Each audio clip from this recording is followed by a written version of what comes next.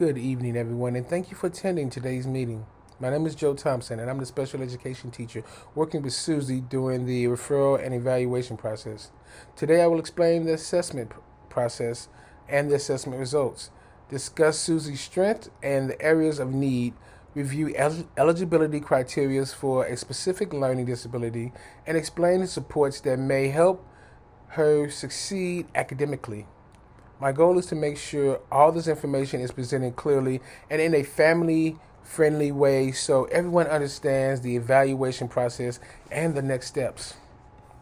Susie was referred for evaluation because both parent and teacher noticed ongoing difficulties with reading comprehension and writing expression. Although Susie demonstrates effort and participates in class, she continues to struggle with grade level reading assessments and writing skills.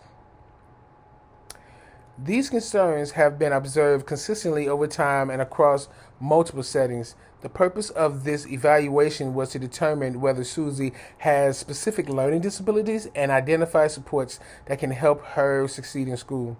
Several assessments were used during the evaluation process. This includes classroom observation, parent and teacher interviews, academic achievements, assessments, cognitive assessments, progress monitoring data, and review of classroom work or classroom samples.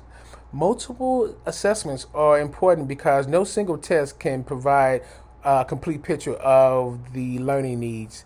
Using different sources of information helps the team make fair, accurate, and ethical decisions while also reducing the risk of misidentification. The academic assessment results showed that Susie is currently performing below grade level in reading comprehension and writing expression. During the writing activities, she had difficulties identifying the main ideas, recalling details, and maintaining reading fluency. In writing tasks, she struggled with organization, spelling, grammar, and expressing ideas clearly in writing form. However, the evaluation also identifies strengths. Susie participates well in class discussions, demonstrates effort, and responds positively to verbal instructions and teacher support. The cognitive assessment shows that Susie demonstrates average intellectual ability overall. This means her learning difficulties are not caused by intellectual disabilities. She showed strengths in verbal reasoning and communication skills, but she demonstrates weaknesses in processing skills related to reading and writing or written language. Classroom observations also show that Susie remains motivated during lessons but becomes frustrated during independent reading and writing activities. She benefits from additional processing time and more instructional support. Based on the evaluation results, Susie meets eligibility criteria for a specific learning disability in reading comprehension and written expression. The team reviewed multiple sources of data before making this determination. Susie's difficulties have been observed over time, continued despite classroom interventions, and significantly impacts her academic performance. The evaluation team also determines that her learning challenges are not primarily caused by another disability or lack of instruction or even environmental factors. Several accommodations and modifications may help Susie access the general education curriculum more successfully. This includes extended time on assessments and tests, small group instructions, graphic organizers, teacher check-in for understandings, and breaking large assignments into smaller assignments or smaller steps. Read aloud supports may also help her improve comprehension during academic tasks.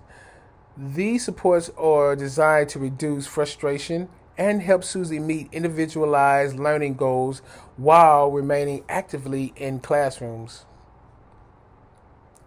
Assistive technology can also provide valuable support.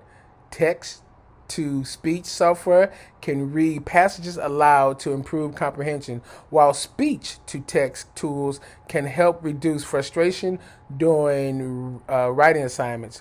Audiobooks, digital graphic organizers, and word prediction programs may also support academic success and increase independence.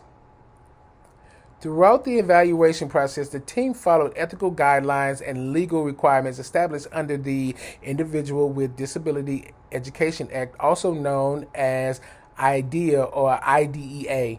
IDEA requires evaluations to be fair, comprehensive, and non discriminatory.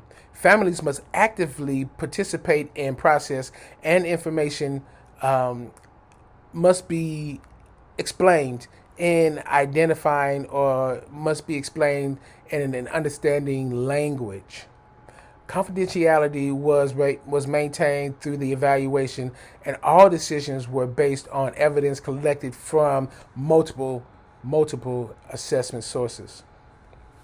In conclusion, the evaluation process provides important information about Susie's strength and academic needs. The results supports eligibility for a specific learning disability in reading, comprehension, and writing expression. With appropriate accommodations, instructional support, and assistive technology, Susie can continue making progress successfully accessing the general education curriculum. And so collaboration between teacher, specialists, and family members will remain essential in supporting her in its academic growth and success. Thank you so much for your time and participation. I appreciate everyone's collaboration, and I appreciate everyone's support for Susie. Thank you guys, and you guys have a great day.